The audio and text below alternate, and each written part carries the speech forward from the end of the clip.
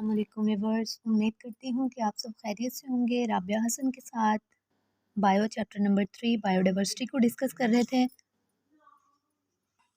आज का हमारा टॉपिक है 5 किंगडम क्लासिफिकेशन, जिसको आज हम डिटेल से डिस्कस करेंगे यहाँ पे। तो first of all topic start करने से पहले I humbly request to all please subscribe my channel, press the bell icon, like my videos. और जो लोग मेरे चैनल पे न्यू हैं प्लीज़ वो भी मेरे चैनल को सब्सक्राइब करें, लाइक करें, बेल आइकन को प्रेस करें ताकि मेरी आने वाली वीडियोस आप तक पहुंचती रहें। तो जी व्यूवर्स, आज हम देखते हैं 5 किंगडम क्लासिफिकेशन को। ठीक है, यहाँ पे जो पेज नंबर 37 पे 5 किंगडम क्लासिफिकेशन दिया हुआ है ना, यहाँ पे आपको पैराग्राफ की सूरत में दिया हुआ है।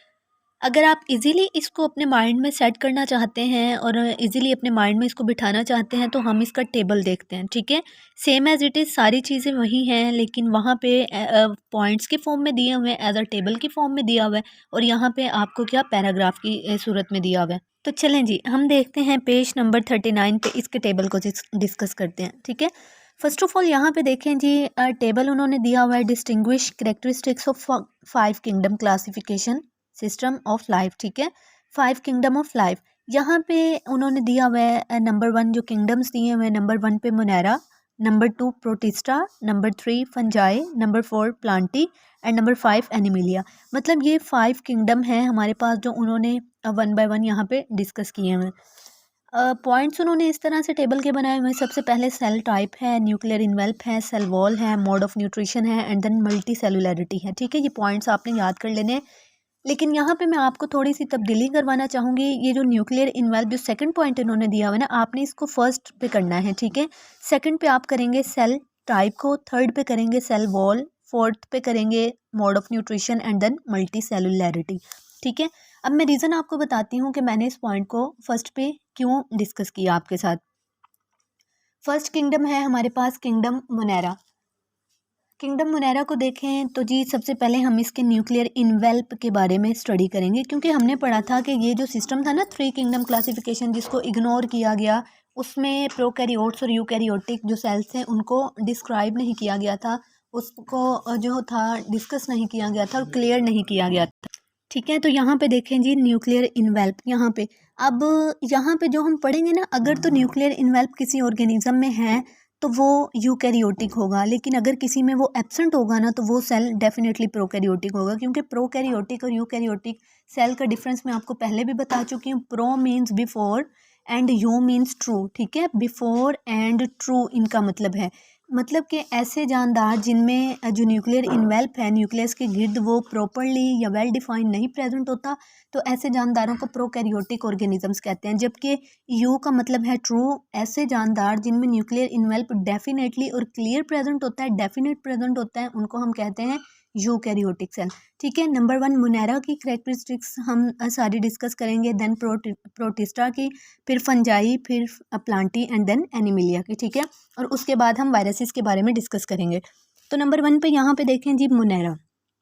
न्यूक्लियर इन्वेल्प को हम सबसे पहले देखेंगे, इनमें एब्सेंट होती है, मतलब कि इनमें डेफिनेट न्यूक्लियर इन्वेल्प नहीं प्रेजेंट होती। अगर न्यूक्लियर इन्वेल्प प्रेजेंट नहीं है तो सेकंड जो है हमारे पास पॉइंट वो हम खुद से ड्रॉ कर सकते हैं, मतलब कि सेल टाइप। ये कौन सा सेल टाइप होगा? प्रोकैरियोटिक सेल होगा, क्योंकि इनमें डेफिनेट न्यूक्लियस प्रेजेंट ही नहीं है। ठीक है, अब अगर हम इसके सेल वॉल की बात करें तो ये नॉन सेलुलोज होता है, मतलब कि ये पॉलीसेकेराइड्स और अमाइनो एसिड से मिलके बनी होती है इसकी सेल वॉल। अगर आप इसको अब पॉइंट्स की शक्ल में भी लिखें ना तो आपका ये लॉन्ग क्वेश्चन बड़ा प्यारा बन जाएगा और पूरा एक पैराग्राफ बन जाएगा, लेकिन यहाँ पे मैं आपको पॉइंट्स की सूरत में समझा रही हूँ ताकि आपके लिए ये इजी हो। तो नंबर 1 पे हमने देखा मोनेरा की करेक्टरिस्टिक्स, इनमें न्यूक्लियर इन्वेल्प एब्सेंट होता है, तो दैट्स वाई ये प्रोकैरियोटिक सेल से बिलोंग करते हैं। इनकी जो सेल वॉल होती है वो नॉन सेलुलोज होती है और पॉलीसेकेराइड या अमाइनो एसिड से मिलकर बनी होती है। अगर आप मोड ऑफ न्यूट्रिशन को देखें तो ये ऑटोट्रॉफ्स और हेटरोट्रॉफ्स दोनों होते हैं, मतलब कि ये ऑटोट्रॉफ्स भी हो सकते हैं और हेटरोट्रॉफ्स भी हो सकते हैं। अपनी खुराक खुद भी प्रिपेयर कर सकते हैं और अपनी खुराक के लिए किसी दूसरे पे डिपेंड भी कर सकते हैं। और अगर मल्टी सेलुलैरिटी का मतलब होता है कि वो जानदार जो मल्टी सेल से मिलके बने हैं या यूनी सेल से मिलके बने हैं, तो इनमें मल्टी सेलुलैरिटी एब्सेंट होती है, मतलब कि इसके जितने भी जानदार होते हैं वो यूनी सेलुलर होते हैं। क्लियर है? मोनेरा में क्या पढ़ा, न्यूक्लियर इनवेल्प एब्सेंट होता है, दैट्स वाई इसके तमाम जो सेल हैं वो प्रोकैरियोटिक होते हैं। इनकी जो सेल वॉल है वो सेलुलोस नॉन सेलुलोस होती है, यानी पॉलीसेकेराइड्स और अमाइनो एसिड से मिलकर बनी होती है। ये ऑटोट्रॉफ या हेटरोट्रॉफ हो सकते हैं और इनमें मल्टी सेलुलरिटी एब्सेंट होती है। नंबर 2 पे देखें जी, प्रोटिस्टा। प्रोटिस्टा जो है इनमें न्यूक्लियर इन्वेल्प प्रेजेंट होती है। प्रेजेंट होने से मुराद इनका जो न्यूक्लियस है वो डेफिनेट होता है। इसका मतलब है कि ये कौन सी सेल की टाइप है, यूकैरियोटिक। ठीक है, अगर आप इसमें सेल वॉल की बात करें तो ये इसकी जो प्रोटिस्टा होते हैं ना, इसके कुछ जानदारों में, कुछ ऑर्गेनिजम्स में प्रेजेंट होती है और कुछ में नहीं होती। ठीक है, present in some forms various types. Different किस्म की टाइप्स होती हैं इसकी सेल वॉल्स की, जो कि कुछ ऑर्गेनिजम्स में प्रेजेंट होती हैं। अगर आप इसका मोड ऑफ न्यूट्रिशन देखें तो फोटोसिंथेटिक होते हैं, हेट्रोट्रोफिक भी होते हैं और कम्बिनेशन भी होते हैं। मतलब कि ये अपनी खुराक खुद भी बना सकते हैं, नहीं भी बनाते, या फिर ये बना भी सकते हैं और नहीं भी बना सकते, मतलब कंबाइन फॉर्म में होते हैं। ठीक है, मल्टी सेलुलरिटी देखें तो ये ज़्यादातर जो प्रोटिस्टा की जो फॉर्म्स होती हैं ना उनमें एब्सेंट होती हैं। क्यों? क्योंकि इसके जो ज़्यादा जानदार होते हैं वो यूनिसेलुलर होते हैं। क्लियर है? न्यूक्लियर इन्वेल्प इनमें प्रेजेंट होता है, दैट्स वाई ये यूकैरियोटिक होते हैं। इनकी वेरियस टाइप की जो सेल वॉल है वो प्रेजेंट होती है और वो भी कुछ फॉर्म्स में प्रेजेंट होती है। ये फोटोसिंथेटिक भी होते हैं, हेटरोट्रोफिक भी होते हैं और कम्बिनेशन भी इनका होता है। और मल्टी सेलुलरिटी इनमें ज़्यादातर जो इनके ऑर्गेनिजम्स हैं उनमें एब्सेंट होती है। थर्ड जो किंगडम है वो आ जाता है हमारे पास किंगडम फंजाई। ठीक है, अब इसमें न्यूक्लियर इन्वेल्प को देखें तो वो प्रेजेंट होता है। इसका मतलब है कि इसकी सेल टाइप कौन सी होगी, यूकैरियोटिक होगी। इनकी जो सेल वॉल होती है वो काइटन से मिलकर बनी होती है। तो इनकी जो सेल वॉल होती है वो काइटन से मिलकर बनी होती है। मोड ऑफ न्यूट्रिशन की बात करें तो ये एब्जॉर्प्टिव हेटरोट्रॉफ्स होते हैं, मतलब कि ये ऐसे जानदार होते हैं जो कि अपनी खुराक खुद नहीं बना सकते, लेकिन अपनी खुराक जो है वो दूसरे जानदारों से या दूसरी तरह से हासिल करते हैं by the process of absorption. ठीक है, और अगर हम मल्टी सेलुलैरिटी की बात करें तो इसके ज़्यादातर जो ऑर्गेनिजम्स होते हैं ना उनमें मल्टी सेलुलैरिटी प्रेजेंट होती है। ठीक है, तो इनके जो ज़्यादातर ऑर्गेनिजम्स होते हैं उनमें मल्टी सेलुलैरिटी प्रेजेंट होती है, मतलब कि इनके जानदार जो हैं वो मल्टी सेल से मिलके बनते हैं। नंबर 4 पे हमारे पास आ जाता है किंगडम प्लांटी। किंगडम प्लांटी और एनिमिलिया, ये जो है ना इनमें सिर्फ एक ही डिफरेंस होता है और वो होता है इनकी सेल वॉल का। ठीक है, ये दोनों जो है ना हमारे पास किंगडम प्लांटी और एनिमिलिया, आप यहाँ पे देख सकते हैं इन दोनों में डेफिनेट न्यूक्लियस प्रेजेंट होता है और डेफिनेट न्यूक्लियस प्रेजेंट होने की वजह से इनके जो सेल टाइप है वो यूकैरियोटिक है। ठीक है, यहाँ पे अगर आप मोड ऑफ न्यूट्रिशन और मल्टी सेलुलैरिटी को देखें तो ये फोटोसिंथेटिक होते हैं। ठीक है, अपनी खुराक खुद बना सकते हैं प्लांटी में, जबकि एनिमल्स जो हैं इंजेशन और हेटरोट्रॉफ्स होते हैं, इंजेस्टिव हेटरोट्रॉफ्स, मतलब कि अपनी खुराक खुद नहीं बना सकते। ठीक है, मल्टी सेलुलैरिटी को देखें तो इसमें भी प्रेजेंट होती है और इसमें, मतलब कि तमाम जानदार किंगडम प्लांटी के मल्टी सेलुलर होते हैं और एनिमल्स के भी तमाम जानदार क्या होते हैं, मल्टी सेलुलर होते हैं। यहाँ पे फ़र्क आ जाता है इनकी सेल वॉल का और मोड ऑफ न्यूट्रिशन का। सेल वॉल जो है प्लांटी की वो सेलुलोज और अदर पॉलीसेकेराइड से मिलकर बनती है, जबकि जो एनिमल्स होते हैं ना उनमें सेल वॉल होती ही नहीं है। तो ये था हमारे पास 5 किंगडम क्लासिफिकेशन। अब देखें टेबल के ज़रिए कितना इजी हो गया यहाँ पे। ठीक है, अब हमारे पास है स्टेटस ऑफ वायरसेस क्या होते हैं। बेसिकली जो हम पढ़ेंगे ना स्टेटस ऑफ वायरसेस, ये जो वायरस होते हैं ना हमारे पास, ये बॉर्डर लाइन होते हैं लिविंग और नॉन लिविंग की। इसका मतलब ये है कि ये ऐसे जानदार हैं जो लिविंग भी हैं और नॉन लिविंग भी हैं।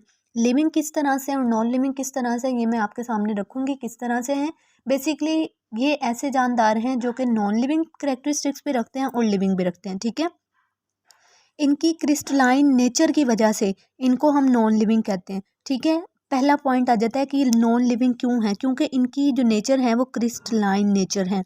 ठीक है, और ये ए सेलुलर है, मतलब कि सेलुलर ऑर्गेनाइजेशन से इनका कोई ताल्लुक नहीं है, लेकिन इसमें लिविंग ऑर्गेनिजम्स के करेक्टर्स हैं और वो करेक्टर्स कौन से हैं कि इनमें डीएनए प्रेजेंट होता है। वायरसेस जो है ना, ये वाहिद हमारे पास ऑर्गेनिज्म ऐसे हैं जिनमें आरएनए भी प्रेजेंट हो सकता है और डीएनए भी प्रेजेंट हो सकता है।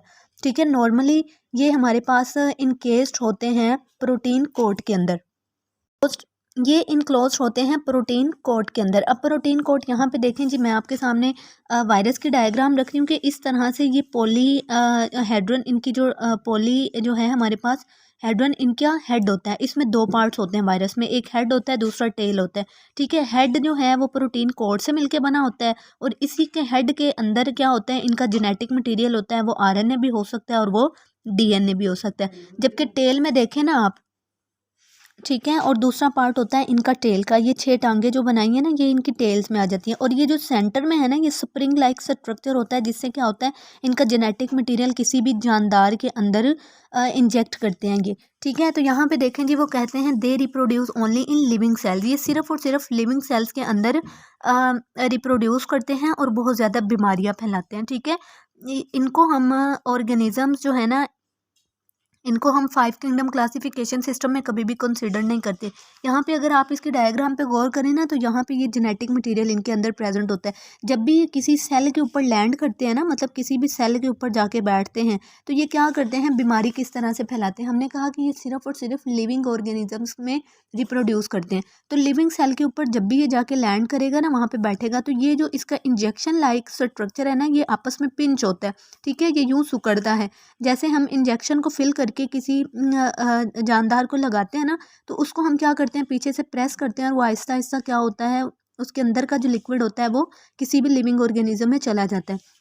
सेम एज इट इज़ इसकी जो टेल में ये जो स्प्रिंग लाइक पार्ट है, ये भी इसी तरह का कुछ रोल प्ले करता है। ये डीएनए मटेरियल जब यहाँ से ट्रांसफ़र होता है, तो वो इसकी टेल के अंदर आता है, और जब भी ये किसी लिविंग ऑर्गेनिज्म के ऊपर बैठा होता है, उसमें क्या करता है, इंजेक्ट करता है। इसका साइज़ छोटा हो जाता है, ये चीज़ इसकी ख़त्म हो जाती है, और क्या होता है, इसका हेड बिल्कुल इसकी टांगों के साथ लग जाता है, और इस तरह से इसका जेनेटिक मटीरियल जो है वो किसी लिविंग ऑर्गेनिज्म में शेयर हो जाता है। ठीक है। अब ये जो है ना हमारे पास, इसको हम ये जो ऑर्गेनिज्म है ना, वायरसेस, इनको हम कभी भी 5 किंगडम क्लासिफिकेशन सिस्टम में नहीं रखते। इसकी 2 टाइप्स यहाँ पे साइड बॉक्स में बताई हैं, जिनको हमने प्रायोन्स और वायरोड्स का नाम दिया है। ठीक है। प्रायोन्स जो हैं, ये सिर्फ और सिर्फ प्रोटीन से मिलके बनते हैं। ये टाइप्स कह लें आप लोग, प्रायोन्स और वायरोड्स को, वायरसेस की या फिर वायरस की काइंड्स कह लें। ठीक है। प्रायोन्स और ये डिफरेंस भी आ जाता है, एज अ शॉर्ट क्वेश्चन भी बोर्ड में पूछा जाता है, इंपॉर्टेंट है। ठीक है। प्रायोन्स वो हमारे पास ऑर्गेनिजम्स होते हैं, ये वायरसेस होते हैं, जो कि सिर्फ और सिर्फ प्रोटीन से मिलके बने होते हैं, जबकि वायरोड्स जो होते हैं, ये सेलुलर आरएनए से मिलके बने होते हैं। और ये दोनों के दोनों जो पार्टिकल्स होते हैं ना, ये प्लांट्स के अंदर डिफरेंट इन्फेक्शियस डिजीजेस काज करते हैं। क्लियर है। अब यहाँ पे मैंने क्या बताया कि प्रायोन्स और वायरोड्स जो हैं, ये वायरसेस की टाइप्स हैं, और ये क्या करते हैं, प्रायोन्स जो हैं, ये सिर्फ और सिर्फ प्रोटीन से मिलके बने होते हैं, और वायरोड्स जो हैं, ये क्या हैं, सिर्फ और सिर्फ आरएनए से मिलके बने होते हैं, और वो भी सर्कुलर आरएनए। और ये दोनों के दोनों जो वायरस के पार्टिकल्स होते हैं, ये क्या करते हैं, प्लांट्स के अंदर इन्फेक्शियस डिजीजेस काज करते हैं। ठीक है। और ये जो प्रायोन्स और वायरोड्स होते हैं ना, ये भी ए सेलुलर पार्टिकल्स होते हैं, और इनको भी हम कभी भी 5 किंगडम क्लासिफिकेशन सिस्टम में शामिल नहीं करते। ठीक है। तो ये था डियर हमारा आज का टॉपिक। आई होप सो आप लोगों को अच्छे से समझ आया होगा। अगर आपको समझ आया तो प्लीज़ चैनल को सब्सक्राइब करें, बेल आइकन को प्रेस करें, वीडियोस को लाइक करें और शेयर करें, ताकि मेरे आने वाली वीडियोस आप तक पहुंचती रहें। तब तक के लिए फ़ी अमानिल्लाह, दुआ में याद रखिएगा। अल्लाह हाफिज़।